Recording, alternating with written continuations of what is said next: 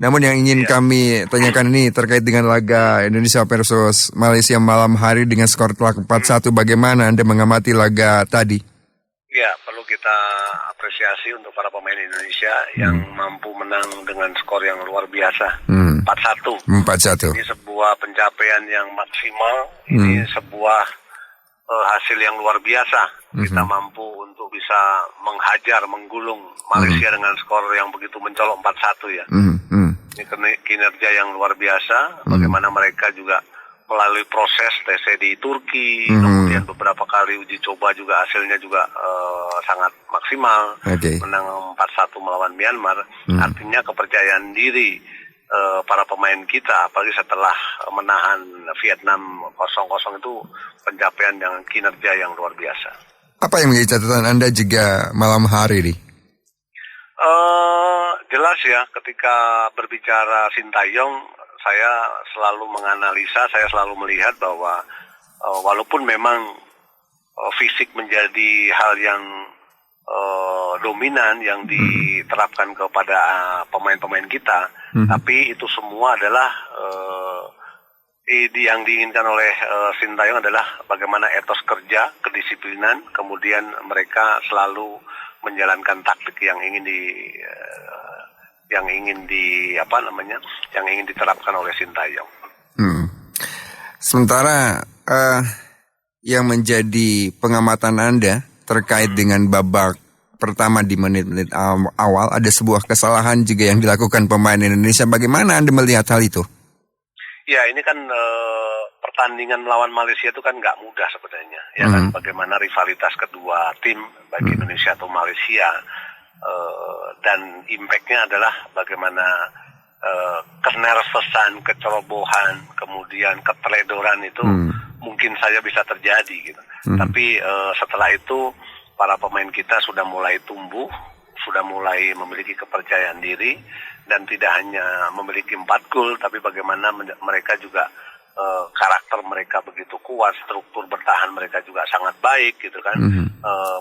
Ketika melakukan attacking pun juga sangat efektif. Kali ini tim sudah teruji kekompakan ya.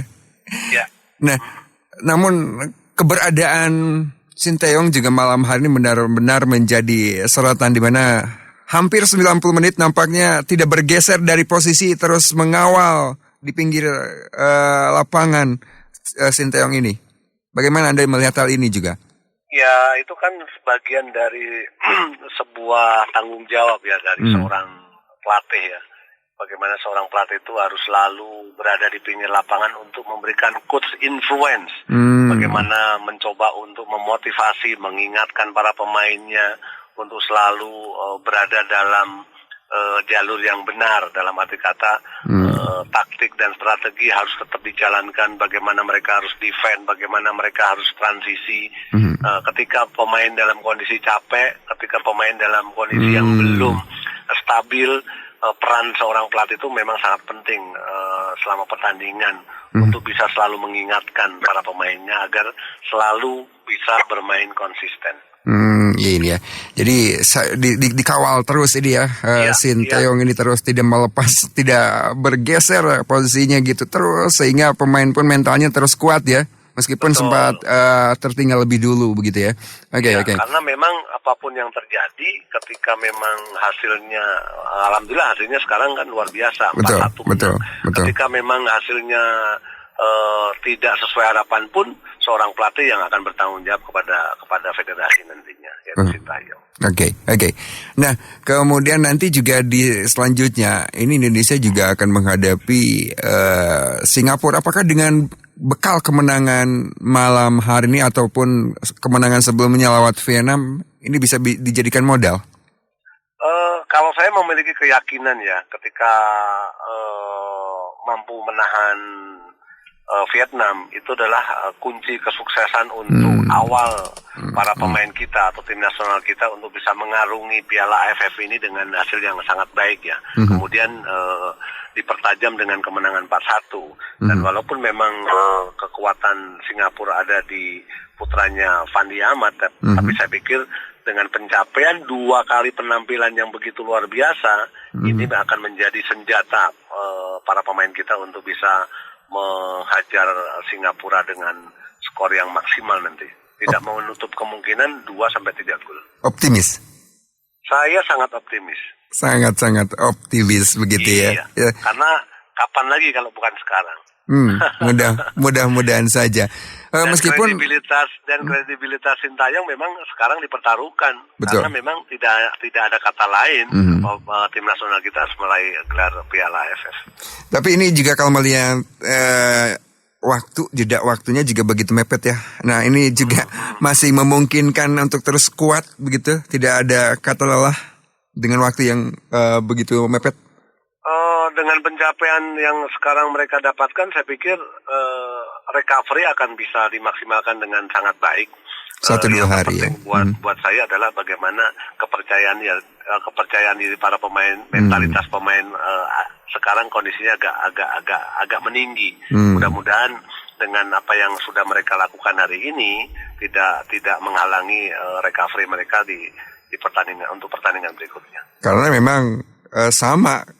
Singapura juga punya waktu yang sama begitu ya. Kalau bicara waktu mepet juga sama begitu. Tapi ini mental pemain lebih penting juga untuk terus bisa mempertahankan kualitas permainannya di laga berikutnya ya. Iya, harapan saya seperti itu ya kan. Apalagi pemain setiap individu juga harus sudah berpikir bahwa mereka adalah pemain-pemain nasional yang sudah harus bisa mampu memanage dirinya, karena istirahat juga bagian dari latihan, istirahat juga bagian dari strategi. Istirahat itu sangat penting untuk bisa mendapatkan performa yang terbaik sepanjang gelaran AFF yang diharapkan mereka bisa bermain konsisten.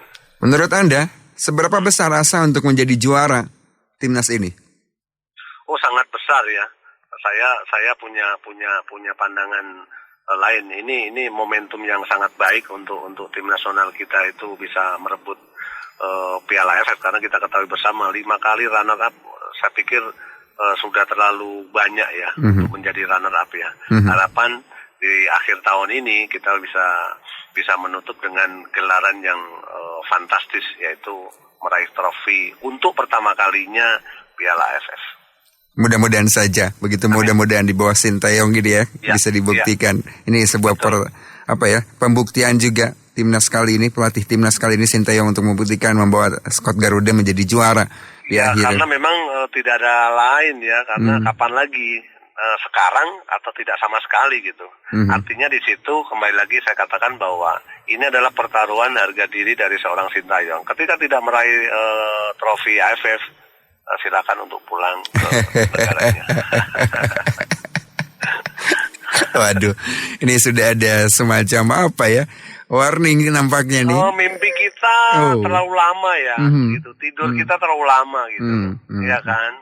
Siapa lagi kalau memang federasi sudah memilih Sintayong untuk bisa menjadi nahkoda di tim nasional Indonesia, ya udah kita support. Tapi kita harus bisa memberikan Sintayong harus bisa memberikan jawaban dengan trofi. Gitu. Jikalau nantinya timnas keluar sebagai juara AFF, maka peluang sepak bola tanah air khususnya juga timnas di laga-laga selanjutnya seperti apa menurut pandangan Anda?